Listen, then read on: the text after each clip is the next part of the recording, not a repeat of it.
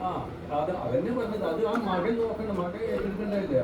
മരുമക്കൾ ഏറ്റെടുക്കണ്ട ഇയാളെ ഏറ്റെടുക്കുന്നതാണ് ആ അതെ അതെ പെൺമക്കളല്ലേ നോക്കണ്ടേ ഈ ചെറുപ്പം നോക്കണ്ടത് ആ ആ അതന്നെ വരുമ്പോൾ ഗൾഫിൽ കൊണ്ടുപോയിട്ട് അവിടെ തന്നെ പഠിപ്പിച്ച് വലുതാക്കി നല്ല ജോലി കൊടുത്ത് പിന്നെ നല്ല ശമ്പളമുള്ള ജോലി കിട്ടി എന്ത് അതെ അതിന് ആ അതെ